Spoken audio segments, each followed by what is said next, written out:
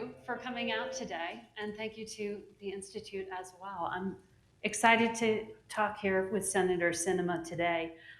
But I do just want to say on behalf of all of my CBS colleagues that it is so great to be at a forum that celebrates so much of what Senator McCain stood for, which is straight talk. We do that on Face the Nation every Sunday. And we looked at the records, and in the 69-year history, John McCain had the top number of appearances on the broadcast. 112 times. I'm going to break one. Well, we are hoping this won't be your last time, Senator Sinema. I don't know that I can hit 112. Well, I'm so glad to get to talk to you here today. It's great to be here. I want to talk big picture off the bat. You know, John McCain, he often voted with his party, but he took stands. And when he did, he came out and explained why. Often on Face the Nation or other programs. But right now we are seeing across the country this declining confidence in institutions, whether it's Congress, whether it's business leaders, medical leaders, journalists. How do you fix it? Mm-hmm. That's an important question. You know, and I think about the speech that John gave on his very last floor opportunity in the United States Senate. This was in 2018.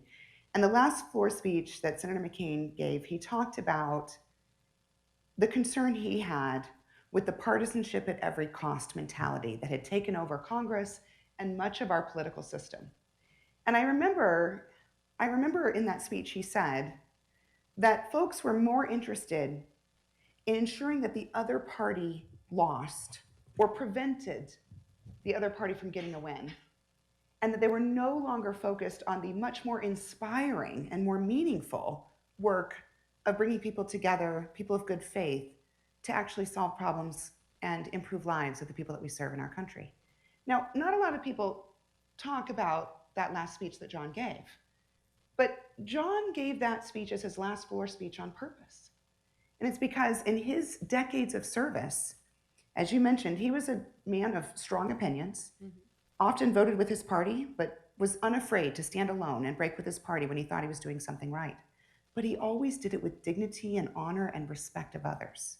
And in that last speech in 2018, he spoke about the importance of getting rid of the uninspiring activities you see now of partisanship and restoring the inspiring activity of working together.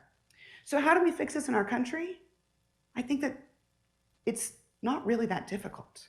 It's all of us choosing to behave with that same level of dignity, of respect for each other, of honor, refusing to do that uninspiring activity of just trying to prevent the other from a win, and instead focusing on what can we do to bring our country together and demonstrate that we're serving them. And Margaret, I would suggest that that's what I've tried to do in the United States Senate, right? Is to show that we have differences. Differences should be celebrated. That's an important part of a democracy.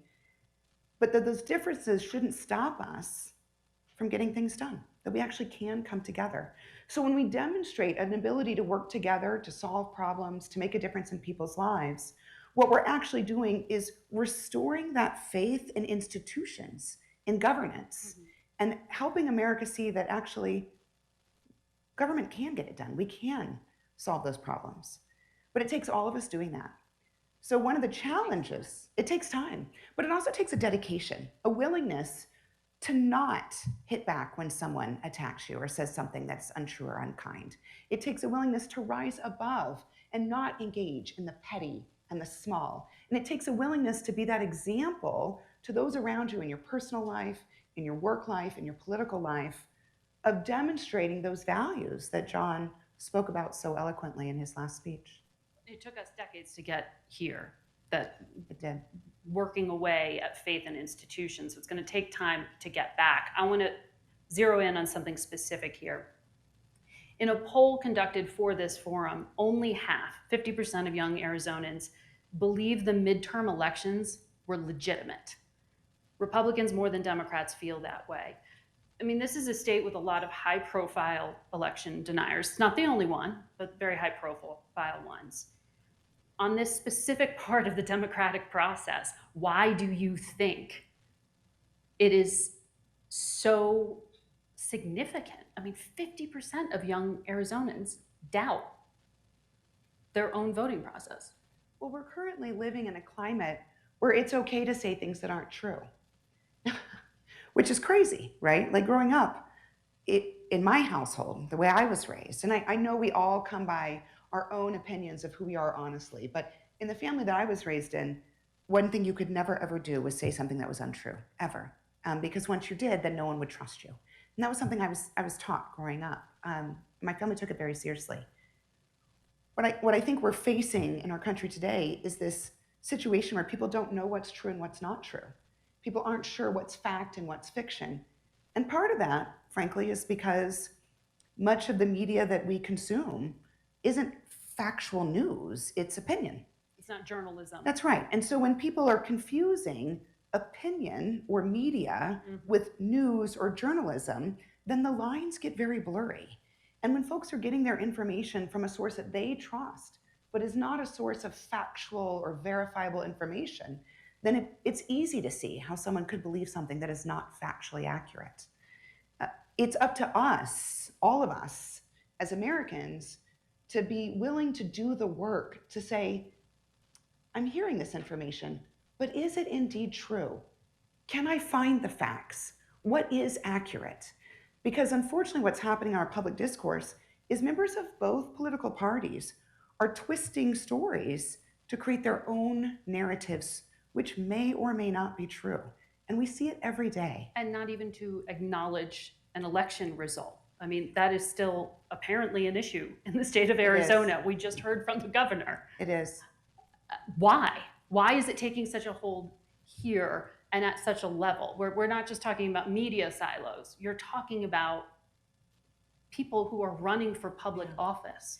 Well, one of the unfortunate things that's happening in Arizona, and we see this in other parts of the country as well, is that the two political parties have gotten more and more extreme.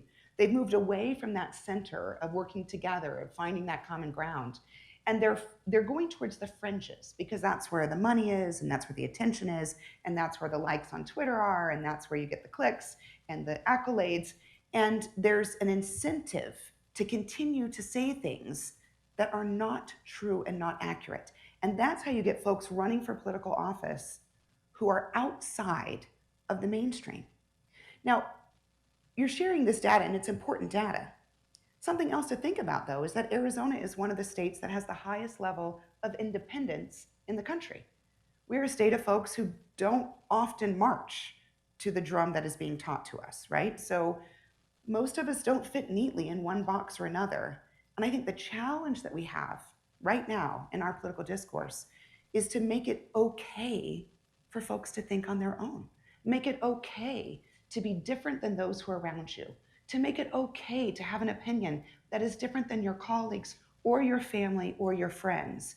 And instead of saying you must agree with whatever it is that you were told by your party or whichever political opinion that you were more closely aligned with, instead say, actually, a diversity of thought is not only important, but it's integral to the protection of democracy. But in today's political climate, Margaret, as you see every day, there is less tolerance for difference. There is less willingness for individuals to have their own opinions, to make their own decisions. And I think that's something that we have a duty to do, which is to remind everyone, you should think for yourself. It's okay not to agree 100% with another. It is, in fact, important to our democracy that you're not doing that. Well, you've, with your own party affiliation, challenged the two-party system. Yes. Are you done with parties entirely? Absolutely. Now that you're an independent, you'll never Absolutely. become a Republican. No. I mean, I'm laughing because I literally just spent time explaining how broken the two parties are. Yeah. So, yeah. But You don't leave one against, broken party to another. No, but point taken. But you're talking about trying to function within a system that is built around those two parties. That's right. And so you get stuck in that in order to continue to function in our democracy. Well, Margaret, there was certainly an intention for folks to try and get me stuck there, but it hasn't worked, right? Arizonans know this, that over the last 2 years, in addition to being unwilling to march along a party line as I was told to do, what I did instead was forge meaningful bipartisan relationships with folks across the political spectrum and passed incredible legislation that has changed the lives of Arizonans and will continue to do so for years to come. So what I'm hoping is that these last 2 years of work, whether it be the bipartisan infrastructure law, the Bipartisan Safer Communities Act, the Respect for Marriage Act, Electoral Reform Count Act, I mean, the list is really long. Each of these pieces of legislation passed with broad bipartisan majorities through the United States Senate, passed through the House, signed by the president. I hope that that demonstrates to Arizonans and to America that our system works better when we put down the partisanship, when we seek to find the common ground, and when we block out that noise of the detractors on the outside who seek to destroy the opportunity to solve those bipartisan challenges. Let's talk about one of those challenges that I know you're trying to forge some bipartisanship on, and that is immigration. Yeah. In 2007, Senator McCain was on Face the Nation and told my colleague Bob Schieffer about the need for immigration reform and border security, but as he put it, to look at this as a humanitarian issue. These are God's children, was something he said. That failed, even though he had President Bush's support at the time. Now we're in the midst of the hemisphere's worst refugee crisis. That's right. Partisanship is at such a high level. Is it simply a political reality that you can't get comprehensive reform done? You have to chip away at this piecemeal.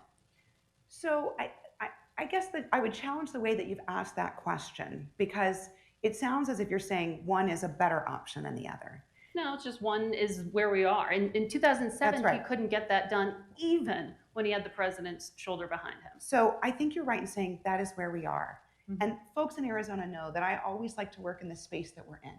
And I want to seize the opportunities to solve as much of the challenge that we face as we can. Right now, I'm working on an immigration framework with Senator Tom Tillis of North Carolina. And many folks who are here today know that we put out a bipartisan framework back in December. And we ran out of time to pass it before the holidays. You'll recall we had to do the budget. That's important. Keep the government running. And so we came back in January and immediately hit the ground running. So in early January, Senator Cornyn and I and Senator Tillis brought colleagues, the largest bipartisan Senate colleague group ever, to both Texas and Arizona to see firsthand the absolute crisis that we are facing. It is a humanitarian crisis, and it is a crisis for our border communities who do not have the infrastructure to manage this kind of influx.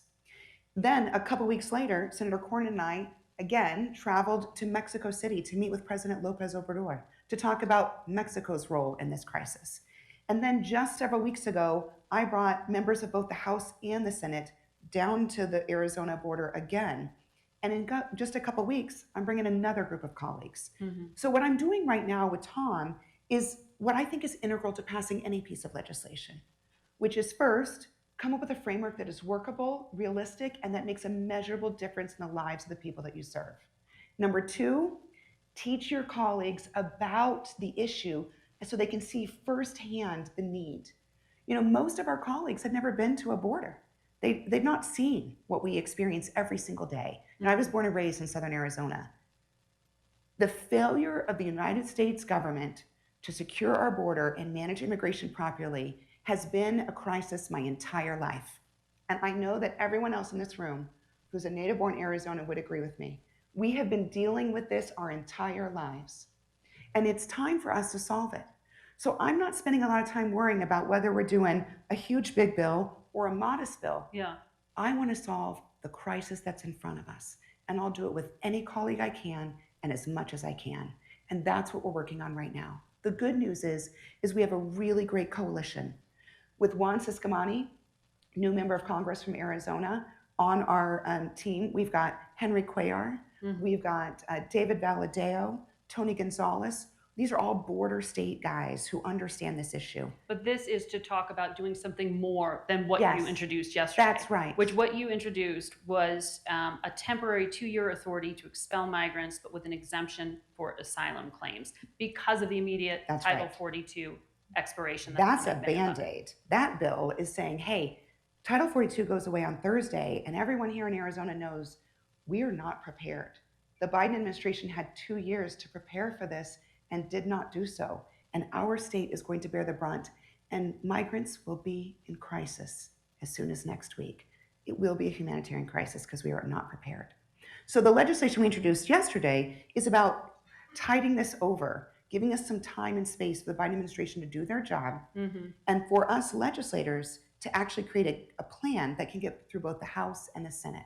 So Tom and I are continuing to do the larger work, build the coalition, and prepare to move a piece of legislation through both chambers. So this is the first step in that sort of piecemeal approach. Right. In the version you put out back in December, it did have a pathway to citizenship. That's right. For migrants and an extension of border security enhancements. So is that still the goal, and can you get Republican votes to go along with you on those provisions? Yes. So the framework we put out in December does 4 things. Enhances border security. It does extend Title 42 elements for some period of time for a transition. It reforms our asylum system, which is severely broken and has been hijacked by the cartels and is being used to smuggle individuals and drugs through our country. It also adjusts the visas that are backlogged in our country so that we can have the workers we need. And it adjusts the status of Dreamers so that they can have a path to citizenship. These 4 elements together address some of the needs and concerns of people on both sides of the political spectrum. It's designed to bring people together and give everyone some of what they need in order to get to yes. It also solves some of the key challenges we face in our country around security, migration, and jobs. But the votes aren't there for this replacement, essentially, of Title 42, the 2-year ability to expel migrants without guaranteed asylum hearings. We don't know that yet. We just introduced the bill yesterday. Well, Republican Senator Lankford was out criticizing it, saying it doesn't solve the problem. And he has been a partner to you. Yeah. No, but I don't think that's a criticism. He's right that it doesn't solve a problem. You think you can get this passed before next week? Before May 11th? Oh, God, no, Margaret. This is the United States Senate. That's what I was saying. I don't think we can get agreement on a restroom break by next Thursday.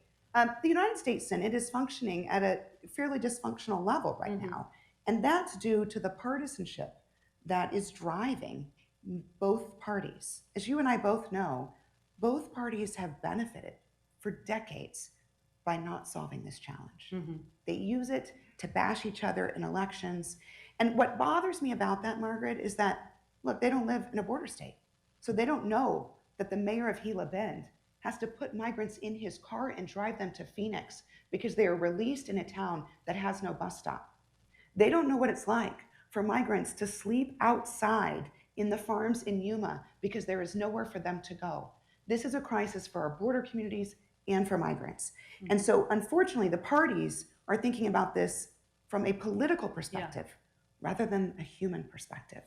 So the goal of what we're doing here, and James Lankford is a dear friend of mine and a partner in this effort, our larger structure, we are working to try and attack the root of the challenge, to fix the broken system so that we can have a regularized immigration system and a secure border. You also have the date on the calendar of 2024 looming, and getting close to a presidential election cycle always raises the level of complication. Do you really think you can get the kind of deal you're sketching out here on the cusp of an election? Well, you know, Margaret, this isn't going to surprise you when I tell you that I'm really not concerned about the election right now. I'm 100% But you just concerned said about one the of challenges. the biggest things that politicians like to manipulate, essentially, for political gain. It's my hope that they stop doing that. What I tried to do over the last few years, Margaret, is show through the actions of introducing legislation, building the coalitions, and passing really historic milestones for our country, is to show colleagues on both sides of the aisle that you can still manage your politics and get things done for our country. You can actually work together and people will like it. Americans are hungry for that collaboration and coalition. So I guess I'm just going to keep doing what I've been doing, Margaret, which is set an example and forge a path forward. But you don't have a date where you think this needs to get done by? No.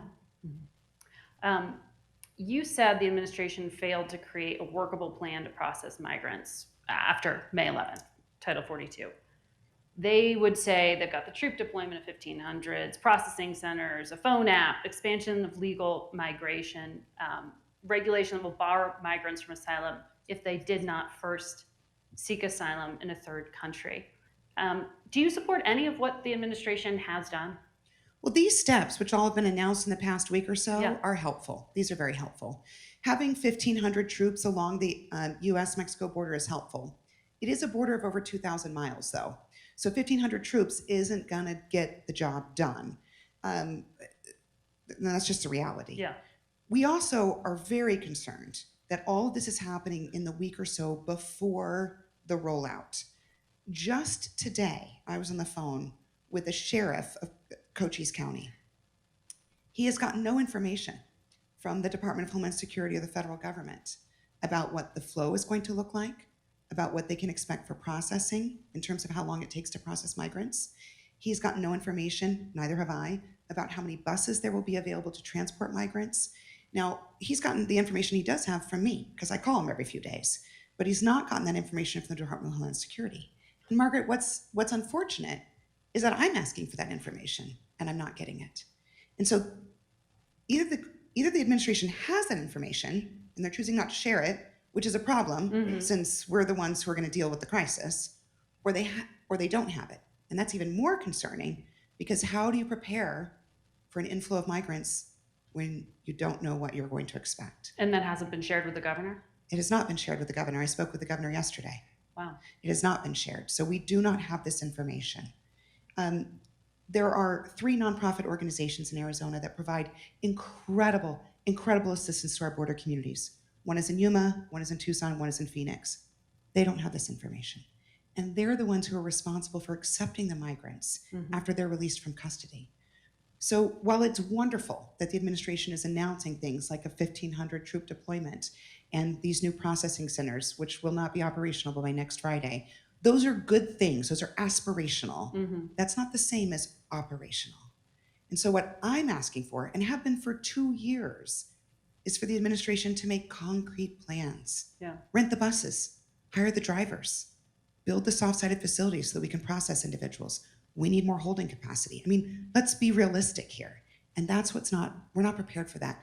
And that's frustrating, Margaret. And the reason why it's frustrating is because I know that means that the sheriffs in our southern border are going to be bearing the brunt of it. And our men and women of Border Patrol will be working even longer shifts. And that the mayor of Sierra Vista, who tells me about the high-speed chases that occur in his town on a daily basis, will get worse, not better. Have you talked to the White House directly about this? Yes, I have. What's the response? It has not been adequate. Do you care to elaborate? I do not. Because what you're laying out is a level of crisis concern. So yes, that's correct. They return that your is calls? What I have been doing. I've been raising the alarm because. Do they return your calls? Oh, yes, yes. And just not share information? Just not, right, that's correct. This is a problem. We've had 2 years to prepare for this. Do you think that's personal? No, not at all. I don't think it's personal. I think that there's a system in Washington, D.C. that is deeply disconnected from the real lives and experiences of border communities and the migrants who seek to come to this country.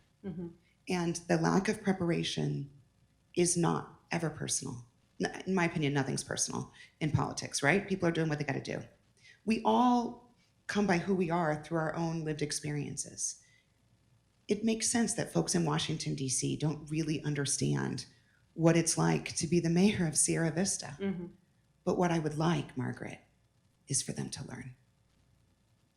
I want to ask you about a quote that stood out to me that was in a recent New York Times profile of you. It quotes you as saying, "One of the big problems in negotiations is that often some, not exclusively men, but often men, are so busy talking about what they need, they're not spending any time hearing what someone else needs. If you give them what they need, you can get what you want." So on May 9th, 5 men, including President of the United States and 4 congressional leaders, are going to meet to discuss the standoff over the debt ceiling. You've been listening. What does a deal look like? Yeah, I'm glad you've asked this question because I've been disappointed with the conversations up to date. Both parties are talking without listening to each other. They're just talking right past each other, right? Mhm. So President Biden says, I want a clean debt limit to meet the full faith and responsibility of the United States of America. To be clear, he's correct. We must meet the full faith and credit responsibility for the United States of America. That is our duty. However, it's not correct to assume or to pretend that either party is used to or always is willing to pass a debt limit without conditions. Mhm. Both parties have played this game for years. Now, Margaret, we haven't known each other for very long, but if you'd known me in the past, you would know that every time this comes around, I say to my colleagues, it's playing with fire, guys. We shouldn't play with the full faith and credit of the United States of America. This is our job. We should do it. But both parties do it. And they just up the ante and up the ante and up the ante. And this has been going on for many years.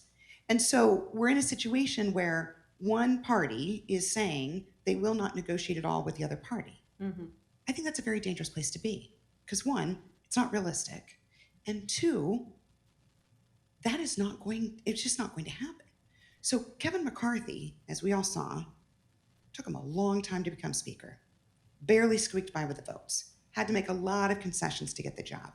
And he has a very, very, very narrow road to walk. So he has to thread a needle where he can get the votes he needs to pass a debt limit increase and continue to be speaker. Mhm. Now, there have been sounds coming out from the Republican conference in the House for months. Patrick McHenry, who's the chair of the House Financial Services Committee, some of you may remember him. He's the guy in the little bow tie. He was the one who was corralling the votes. He's the one who actually helped get those votes over the finish line for Kevin to become speaker. Patrick has been talking for months about what a deal could look like. People have not been listening. They should be. And so both Well, sides. he talked about short-term possible lifting of the debt ceiling. That was recently. Have you paid attention to what he said? Yeah. Yeah, he said Kicking some it to other the fall. options as well. Mhm. He's mentioned a number of options, and I think folks should actually say, let's hear these options. Mhm. The reality is the bill that Kevin and his colleagues passed with the House is not going to be the solution. Right. The votes do not exist in the United States Senate to pass that. But what the president is offering is not a realistic solution either. There's not going to be just a simple clean debt limit. The votes don't exist for that. So the sooner these two guys get in the room and listen to what the other one needs, Mhm. the more likely they are to solve this challenge and protect the full faith and credit of the United States of America. We're in really shaky ground right now. And it's been a long time of these two gentlemen not talking with each other before they start these conversations. And now we have June 1st as the X date, according to That's the right. Treasury Secretary. That's right. So do you think that gives enough time for a broad agreement? If there's been no talking to date, how do they get it done? They could get it done. By June 1st, yeah. Well in advance, before an actual default. They could get it done, but it would be a challenge. I think what it would require is both Speaker McCarthy and the president and their respective party machines to kind of drop the facade, like where they're at right now, and just sit down and talk about brass tacks. What does Kevin need in order to deliver the votes? And what does the president need in order to feel comfortable with the full faith and credit of the United States of America? Get to that point and then figure out a way to give each man what he needs. Get past the vote in the Senate that That's Senator Schumer is planning to have. I don't know what vote he's planning to have. When you're talking about the political machine, what do you mean? Well, I mean, there are two political machines happening right now. There's a whole lot of House Republicans saying Kevin's bill or nothing, and there are a whole lot of Senate Democrats saying clean bill or nothing, Mhm. and neither of those are going to get us to the finish line. And so it's time to get to the finish line, and the way to get to the finish line is to listen to what the other party needs. Figure out a way to help them get what it is that they need. Are you weighing in on this at all? I have conversations with my colleagues every day. That sounds like a yes. Well, back in 2011, it was a senator who helped deliver, coming back from the brink. The last time there was the risk of default when Leader McConnell jumped in. Right now, it doesn't look like he's jumping in. I don't think he can. Why? Well, I don't think that a solution that was negotiated by Senator McConnell would carry the kind of weight that is needed with House Republican members. So I think I think Senator McConnell knows that. Which is why he's saying talk to the That's House. Well, they'll all be in the room on That's right. May 9th. That's right. So we'll see what happens. But why do you think there's not the same sense of urgency on the Senate side? If this is truly a hard date on the calendar, and That's some right. would debate that. That's right. Well, I think there's a recognition that the solution must come between President Biden and Speaker McCarthy. The lift of votes on the House side is more challenging than the lift of the votes on the Senate side. And you know, that's a different place than we've been in the past, Margaret, right? Like the last 2 years, as you saw, the bills that I worked on and that wrote and authored and shepherded through, those all originated in the Senate. But we had a different balance of votes at that time. So circumstances have changed. What hasn't changed is the need for folks to be willing to put down the partisan talking points and think about putting the country first, solving the country's challenge. That is much more important than winning a political point in the media. Much more important. President Biden acknowledged you as the lead co-author of bipartisan infrastructure bill in the earlier times you were talking about. He called you the most determined woman I know. Leader McConnell said, you're the most effective first-term senator I've seen in my time in the Senate. What would you want to get done in a second term? Well, the first thing I'd like to do is to save the full faith and credit of the United States of America. I think we all probably share that goal. Well, that's right? got to be done by June 1st. That one's a real short-term one. Immigration, you know, it's been part of my life's work. Folks who've known me for a long time in Arizona know that I started my career as a social worker. And when I started my career as a social worker, I actually worked in an immigrant and refugee community. And that was many years ago. So it has been really important to me my entire life. And as a child of a border, region, this is something that my whole life has been concerned with. So that's really high priority for me. I also think it would be important for us to address the issue of permitting. And this is something that's bubbling up and starting to take shape right now in both the House and the Senate. We've got to address permitting reform in order to get to a national security future that allows us to be independent of China and to get to a clean energy future that allows us to operate independently of other rogue nations like Russia and Venezuela. This is something Senator Manchin wants potentially included in a package to a solution to the June 1st standoff. That might be a little complex for 3 weeks from now. You think so? It could be, but it's not impossible. I mean, to put it in context, I want to make a reference to another bill that we did last year. One of the bills I'm most proud of in my career was the Bipartisan Safer Communities Act. You remember that was the Uvalde shooting in Texas happened on a Tuesday morning. And by Thursday morning, Senator Cornyn, Senator Tillis, Senator Murphy, and I were all sitting in my hideaway in the Capitol basement working on a piece of legislation. And 28 days later, we passed a bill through the United States Senate, which, as you know, in Senate times that's like an hour. So could it happen in the next couple of weeks? Possibly. It's not impossible, but it's difficult. So permitting is something that's really high on my priority list this year. But I'll be honest with you, Margaret, the thing that's highest on my priority list, and folks who know me have been seeing this for some time, it's demonstrating to Arizonans and the American public that we can restore faith in our government by working together and solving real challenges that impact the lives of the people that we serve. So there are topics of concern for me: immigration, obviously, permitting. Those are very important. But equally important to me is restoring faith in our institutions, in our governance, and helping Americans see that the system is worth protecting and saving. That it doesn't matter if you're a Democrat or a Republican or an independent. In fact, be whatever you want to be. That's an Arizona way. But be invested in the system, believe in it, help it thrive, help it survive. And that's what I really hope is running through the work that I've done in the Senate these last few years, is demonstrating the value of our institutions, restoring that trust and faith in it, and showing people that you don't have to spend your time attacking other people on Twitter. You can spend your time solving problems. And doing so is actually worth the effort. That's the thing that I probably care about most. Because as a patriot, I want this form of government to last long after you and I leave this stage and leave this earth. I want our kids and our grandkids to have the same confidence in these institutions that you and I were raised with. So it sounds like you want another term. That was a good one. Mm. Very good. I like it. That was good. That's probably the best one yet. Well, I'm not here to talk about politics today. Well, everything's politics. I'm not here to talk about Everything's elections today. politics. There you Yeah. go. Well, this is a key battleground. It will be, certainly, in 2024. Why keep people guessing? Well, I want to stay focused on the work that I'm doing. I think you can tell, and I hope folks who are here today can tell, how much it matters to me to actually make progress, solve challenges, deliver results. That is why I get up and go to work every day. I don't get up and go to work every day so that people can say, is she running again or not? That's just not my concern. What I want is to deliver real, meaningful results. It's what I've done for 20 years. It's what I intend to continue doing.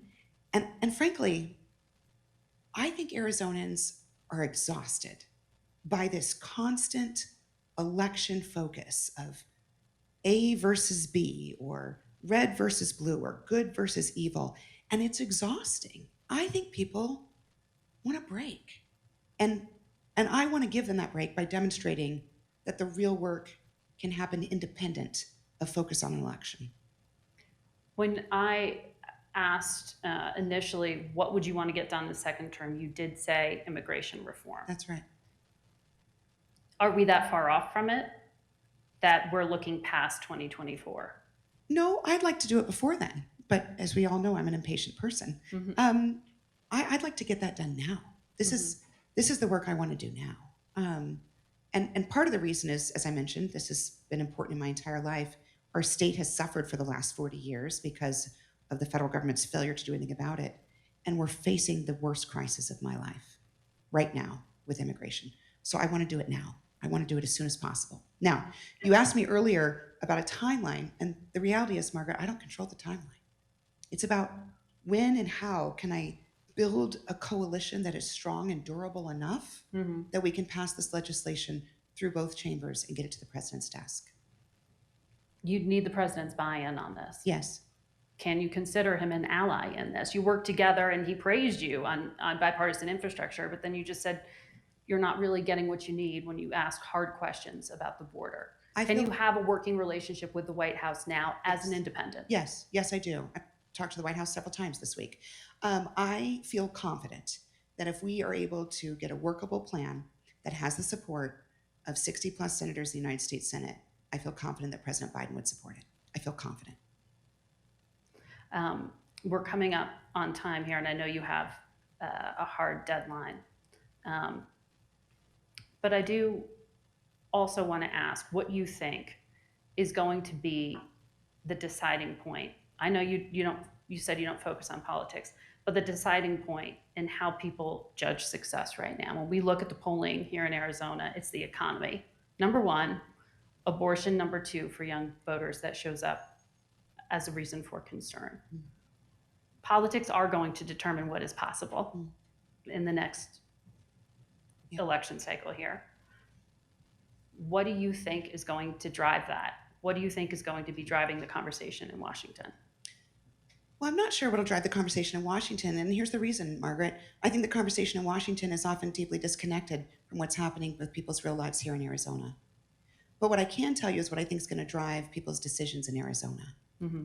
Arizonans, look, we all come to who we are through our own lived experiences, right? We're all a little bit different, should be celebrated, but we are who we are because of our own lives, because of our communities, our experiences, how we grew up. And in Arizona, there are a few things that we deeply value. First is freedom. We believe deeply in the freedom that is afforded to us as Americans. Two, we believe in opportunity, that people should get to go and be whoever they want to be. And three, we believe in protecting the security of ourselves and our friends and our neighbors. So those are the three key values that really drive us as Arizonans. So when I think, what will Arizonans be looking for when they're thinking about who they want to support and what they believe in the next election, they'll be looking for folks who are delivering on those key values. So what I hear from folks is this: government is difficult, the bureaucracy is slow. What Arizonans want is a government that is efficient, that is lean, that makes their life a little bit better and easier, and then gets out of the way so they can live their own life of freedom. That's what Arizonans are looking for. Now, whether or not that will be reflected in Washington, D.C., I can't tell you, Margaret, because usually what happens in Washington, D.C. is disconnected from what we're thinking about here in Arizona. But what I can promise you is that I keep my head and my feet rooted right here in this great state. And so it doesn't matter to me what folks are talking about in Washington. What matters to me is what folks in Arizona are looking for. And what they're looking for is someone to solve the problems that government creates in their lives and then get out of the way. Sounds like a re-election campaign, Senator, but we're not talking about politics today. We are talking today with you about so many things of importance, as you will throughout the weekend here at the forum. Thank you all for having us, CBS. Thank you, Senator, for your time. Thank you. Appreciate it.